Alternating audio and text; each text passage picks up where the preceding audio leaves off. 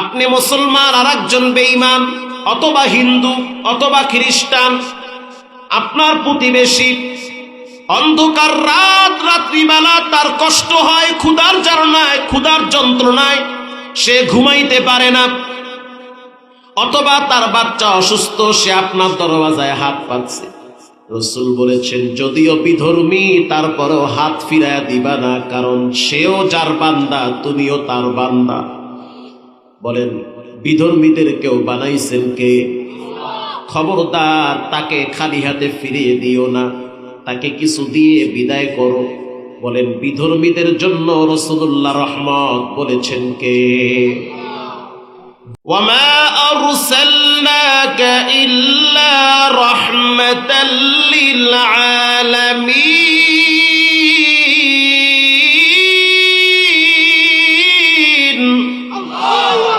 সারা কুল কায়নাতের জন্য রব একজন, স্রষ্টা একজন, সৃষ্টিকর্তা একজন, যিনি সৃষ্টির জগতে শ্রেষ্ঠত্ব দান করেছেন মানুষদেরকে। চাইলে গরু বানাইতে পারত, বকরি বানাইতে পারত, হিন্দুর ঘরে পাঠাইতে পারত, খ্রিস্টানের ঘরে পাঠাইতে পারত, কিন্তু সেটা না করে মুসলমানের ঘরে জন্ম দিছে। জন্মের পরে মা বাবার মুখে কোরআন তেলাওয়াতের আওয়াজ শুনেছি। এই নেয়ামত দান করেছেন কে? আর আল্লাহর নবী হলেন রহমত। আল্লাহর নবী বাচ্চাদের জন্য রহমত। মাল্লাম ইয়ারহাম সাগীরানা ওয়া লাম ইউআক্কির কাবীরানা ফালাইসা মিন্না। রাসূল বলেন যারা ছোটদেরকে স্নেহ করে না, বড়দেরকে সম্মান করে না, তারা আমার উম্মত হতে পারে না। আগের যুগে মুরব্বীদেরকে মানুষ সম্মান করত।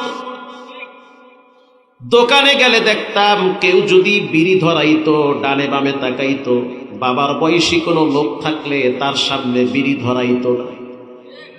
বিড়িটা হাতের ফাঁকে নিয়ে দোকানের পিছনে গিয়ে টান মারত। আর এখন আমার বাবার টাকা বিড়ি টান মাইরা ধোয়া নিয়া মুরব্বীর নাহের ভিতরে হান দেয়।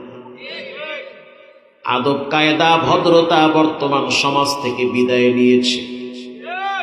প্রত্যেকটা জিনিসের সৌন্দর্য আছে, ঘরের সৌন্দর্য আছে, মাহফিলের সৌন্দর্য আছে, গাড়ির সৌন্দর্য আছে। মানুষের সৌন্দর্য হলো আদব, ভদ্রতা। কুকুর উশৃঙ্খল হয়, জীব জানোয়ার বেয়াদব হয়, ওরা অবুঝ। কিন্তু মানুষকে আল্লাহ জ্ঞান দিয়েছেন, মানুষ হবে আদবওয়ালা। সে ছোটকে স্নেহ করবে, বড়কে সম্মান করবে। এটা হলো মানুষের চরিত্র। এই চরিত্র শিক্ষা দিয়েছেন মুহাম্মাদুর রাসূলুল্লাহ সাল্লাল্লাহু আলাইহি ওয়াসাল্লাম। আল্লাহর নবী এতিমের জন্য রহমত। কারো বাপ যদি মারা যায়, আল্লাহর রাসূল বলেন আনা ওয়া কাফিলুল ইয়াতীম কাহাতাইনি ফিল জান্নাত। কেউ যদি এতিমের লালন পালনকারী হয়, কিয়ামতের ময়দানে আমি নবীর সাথে আমার পাশাপাশি জান্নাতে থাকবে, মাঝখানে কোনো পার্টিশন থাকবে না। সুবহানাল্লাহ, জোরে বলেন। আপনার বাচ্চাটা যে কোনো সময় এতিম হতে পারে, আপনি যে কোনো টাইমে মরতে পারেন, আপনার বাচ্চা হঠাৎ এতিম হয়ে যেতে পারে। ইবনে সিনা একজন আমার পরিচিত ডাক্তার আছে, হার্ট বিশেষজ্ঞ। তিনি একদিন আমারে বলেন, হুজুর আমার চোখে কত রোগী দেখেছি, এমন রোগী দেখছি বাবায় শুয়ে আছে ওটিতে, সে শুয়ে আছে অপারেশন থিয়েটারে, মা দুইটা বাচ্চা নিয়ে ওয়েটিং রুমে বসে আছে। বাবার অপারেশন হবে, বাবায় আসবে, বাচ্চাদেরকে বুকে জড়ায় ধরবে। রাত ৩টার সময় ডাক দিয়েছি এই রোগীর গার্জিয়ানকে। রোগীর স্ত্রী কাছে এসে বলল, স্যার বুঝতে পারছি কি হয়েছে।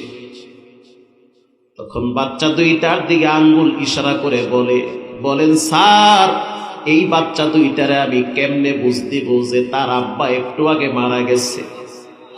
এটা কিভাবে সম্ভব? শুধু এমন না, আমার চোখে আমি দেখছি মুগদা মেডিকেলে, কারণ আমার মসজিদ তো মুগদা মেডিকেলের পাশে।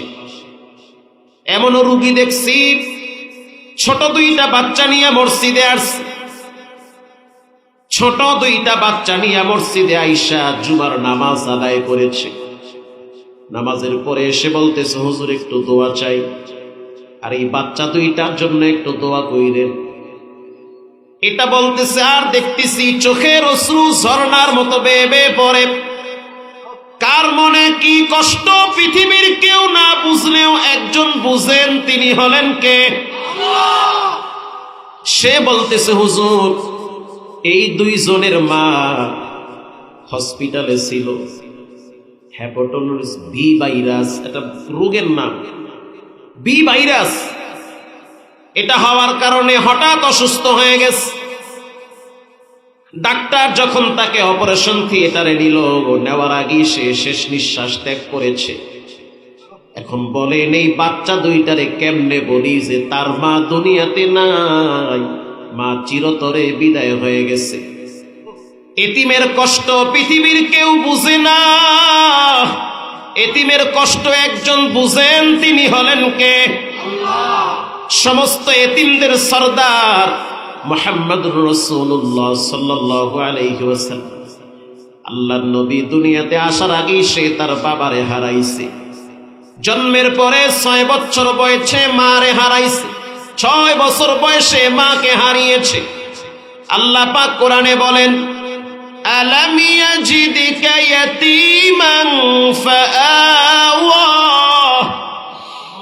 ও নবী, আমি আপনাকে এতিম পেয়েছি, অতঃপর আপনাকে আমি আশ্রয় দিয়েছি। এতিমের আশ্রয়দাতা একজন, তিনি হলেন কে? আল্লাহ বলেন, আমি আপনাকে আশ্রয় দিয়েছি। এরপরে আল্লাহর রাসূল বলেন, সামর্থ্য থাকলে এতিমকে তোমার বাসায় খানা খাওয়াও। যদি সামর্থ্য থাকে একটা বাচ্চারে নিজের বাসায় খানা খাওয়াবেন।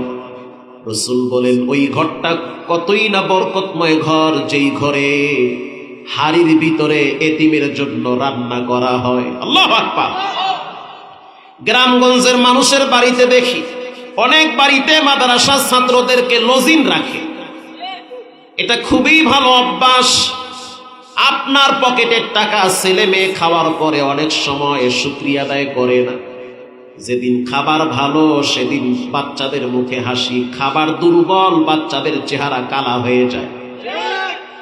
আর যদি আপনার ঘরে এতিম খায়, ও যদি লবণ দিয়াও খায়, তারপরও বলে আলহামদুলিল্লাহ। আল্লাহর রাসূল বলেন, আনা ওয়া কাফিলুল ইয়াতীম কাহাতাইনি ফিল জান্নাত। কেউ যদি এতিমের লালন পালনকারী হয়, সামর্থ্য নাই একটা জামা বানায় দেন, সামর্থ্য নাই একটা সাবান কিনে দেন, তাও যদি না থাকে 50টা টাকা গোপনে এতিমের পকেটে দিয়ে তার মুখে হাসি ফুটান। রাসূল বলেছেন, যদি কেউ এতিমের মাথায় হাত বুলায় দেয়, প্রতিটা চুলের বিনিময়ে একটি করে নেকি আমলনামায় জমা হয়। এতিমের জন্য রাসূল রহমত। আল্লাহর নবী ঈদের নামাজের জন্য ঘর থেকে বের হলেন। কিছু দূর যাওয়ার পর তাকায় দেখলেন ধুলা বালু নিয়ে একটা বাচ্চা খেলা করে। আল্লাহর রাসূল পাশে দাঁড়ায়া বাচ্চাটারে সালাম দিলেন। আল্লাহু আকবার। রাসূলুল্লাহর অভ্যাস হলো ছোটদেরকে সে আগেই সালাম দিত। সালামের মাধ্যমে ভ্রাতৃত্ব বন্ধন মজবুত হয়, সালামের মাধ্যমে হিংসা দূর হয়, সালামের মাধ্যমে রহমত বরকতের দরজা খুলে দেয় কে? আল্লাহর নবী বলেন, কি হয়েছে তোমার? ঈদের দিন ঘরে ঘরে আনন্দের জোয়ার, আর তোমাকে দেখলাম ধুলা বালু নিয়ে খেলা করো। বাচ্চাটা বলতে আসি, ইয়া নবী আল্লাহ, আমার আব্বা আপনার সাথে যুদ্ধের ময়দানে শহীদ হয়ে গেছে, আমার মা ইন্তেকাল করেছে, আমি জনমের এতিম। ঈদের দিন কেউ নাই যে আমার মুখে একটু মিষ্টান্ন তুলে দিবে, আমারে গোসল করায় দেওয়ার মতো আমার আপন বলতে কেউ নাই। যার মা বাবা নাই তার দুনিয়াতে কেউই নাই, যার বাবা আছে তার মাথার উপরে ছায়া আছে। কসম আল্লাহর, যেদিন দেখবেন বাপ নাই ওদিন মাথার উপরে ছাতিও নাই। এতদিন আপনার অভিমান বাবায় সহ্য করছে, এতদিন আপনার প্যারা বাপ সহ্য করছে। যেদিন বাপ থাকবে না সেদিন পুরা ফ্যামিলির দায়িত্ব আপনার ঘাড়ে আসবে। ওদিন দেখবেন বোনের কথা, ভাইয়ের কথা, আরো অনেকের কথা আপনাকে হজম করতে হবে। আবার সংসারের যে বড় ছেলে, তাকে সবকিছু হজম করা লাগে, আবার দেওয়াও লাগে। দেওয়ার পরেও বলে কিছুই দেয় না। এই জন্য আল্লাহ রসুল বলেন, পৃথিবীর মানুষ শুনে নাও, এতিমের যন্ত্রণা বড় মারাত্মক যন্ত্রণা। এবার বাচ্চাটারে রাসূলুল্লাহ তার ঘরে নিয়ে গেল। আয়েশাকে বলল, আয়েশা, এই বাচ্চাটা তোমার সন্তান। আর ওই বাচ্চাটাকে বলল, আজ থেকে তোমার মা আয়েশা, তোমার বাপ মুহাম্মদুর রাসূলুল্লাহ। গোসল করায় দিল। হাসান রাদিয়াল্লাহু তাআলা আনহু একটা জামাইনা শরীরে পরাইয়া দিছে। দেওয়ার পরে বাচ্চাটার মুখে হাসি ফুটে গেছে। এবার এই বাচ্চাটাকে রাসূল বলল, তুমি হেঁটে যাবে না, তুমি আমার ঘাড়ে উঠবে, আমি তোমার ঈদগাহে নিয়ে যাব। আল্লাহর নবী এতিমকে নিজের ঘাড়ে উঠাইলেন। এরপরে ঈদগাহে নিয়ে গেলেন। পাশে বসাইছি, একেবারে সাথে লাগায়া বসাইছে। সাহাবায়ে কেরাম আশ্চর্য হয়ে গেলেন যে রহমাতুল লিল আলামিন, শ্রেষ্ঠ নবী, বিশ্ব নবী, তার পাশে এমন কোন দামি বাচ্চা বসলো? আল্লাহর রাসূল বলেন, সাহাবীরা শুনে নাও, এই যে আমার মাঝখানে আর বাচ্চার মাঝখানে কোনো গ্যাপ নাই, ফাঁকা নাই, লাগাকার হয়ে গেছি, একাকার হয়ে গেছি। ঠিক তেমনি ভাবে কেউ যদি এতিমের লালন পালনকারী হয়, কিয়ামতের ময়দানে আমার সাথে জান্নাতে থাকবে, এরকম পাশাপাশি থাকবে, মাঝখানে গ্যাপ থাকবে না। এজন্য এতিমের দায়িত্বশীল হন। বিভিন্ন মাদ্রাসায় আছে, সবাই তো আর ধনী না, কিছু গরিব বাচ্চা আছে, কিছু এতিম আছে। আমার চোখে দেখা এক এতিমের ঘটনা আপনাকে শুনাই। তখন ছিল 2014 সালের ঘটনা। শবে বরাতের দিন পঞ্চগড় থেকে বাসে ঢাকায় আসলাম বয়ান শেষ করে। প্রচুর জ্যাম, রাস্তায় গাড়ি চলে না। ঢাকায় ঢুকতে ঢুকতে রাত্র 1টা বেজেছে। তো যখন মাদ্রাসায় গেলাম, তখন গিয়ে দেখলাম কিছু মুসল্লিরা নামাজে দণ্ডায়মান আছে, কিছু মানুষ নামাজের পরে কবর জিয়ারত করে। যার যেটা মনে চায় সে সেটা চালিয়ে যায়। চলে গেলাম হেফজখানায়। হেফজখানার পাশে একটা রুম ছিল, ওখানে আমি ব্যাগ রেখে জানলার পাশে বসে আছি। আর এই বসা অবস্থায় একটু কোরআন তেলাওয়াতের আওয়াজ পাচ্ছি। তখন রাত বাজে প্রায় 2টা। বাচ্চারা সবাই ঘুমিয়ে গেল। এই কোরআন তেলাওয়াতের আওয়াজ কোথা থেকে আসে? আস্তে করে হেফজখানার দরওয়াজাটা খুইলা ভিতরে ঢুকলাম। গিয়ে দেখলাম আপন 2টা ভাই পাশে শুয়ে আছে, পাশাপাশি শুয়ে আছে। যেটা ছোট ওটা খেতা মুড়া দিয়া শুয়ে শুয়ে সূরা মুলুক তেলাওয়াত করে। মাত্র 9 বছর বয়স। আমি আশ্চর্য হয়ে গেলাম, মনে করলাম হয়তো ঘুমের ভিতরে কোরআন পড়ে। পরে আমি খেতা দইরা টান দিয়েছি, দেখলাম তার চোখের অশ্রু বায়া বায়া গেঞ্জি ভিজে গেছে। আমি বললাম, কেন কাঁদো, কি হয়েছে? সে জবাব দিল, হুজুর, দুনিয়াতে যদি বাবায় থাকতো তাহলে ছেলেদের কষ্ট বুঝতো। বাবায় তো গাড়ি অ্যাক্সিডেন্টে গত বছর মারা গেছে। কলাতিয়া গোরস্থানে বাবার লাশ কবরে শোয়ায় রাখা হয়েছে। আজ কেন জানি হঠাৎ বাবার কথা মনে পড়েছে। আমাদের অনেক বন্ধু বান্ধবকে দেখলাম কিয়ামুল লাইল শেষ করে তারা কবরস্থানে গিয়ে বাবার কবরের সামনে জিয়ারত করেছে। শুধু তাই না, আবার অনেকে আছে তাদের বাবারা জীবিত, তারা আয়েশা সন্তানদেরকে নিয়ে নামাজের জন্য মসজিদে গেছে। কিন্তু আমরা 2জন এতটাই কপাল খারাপ, 2জনই অসহায়। আপন 2টা ভাই, 2জনই বাপ হারাইছি।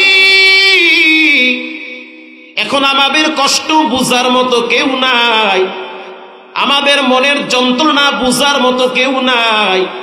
আল্লাহর নবীর হাদিস, কেউ যদি সূরা মুলুক তেলাওয়াত করে তার কবরের আযাব রব্বুল আলামিন মাফ করে দেয়। যেহেতু বাপ নাই, আমরা সন্তান হক আদায় করি, সূরা মুলুক তেলাওয়াত করি, দেখিনি বাবার কবরের শাস্তি মাফ করে কিনা। প্রিয় ভাইরা, বা যারা এতিম তাদের দিলটা বড় নরম থাকে। আল্লাহর রাসূল বলেন, এতিমের সাথে ভালো ব্যবহার করো, তোমাদের ঘরে বরকত আল্লাহ বাড়ায়া দিবে।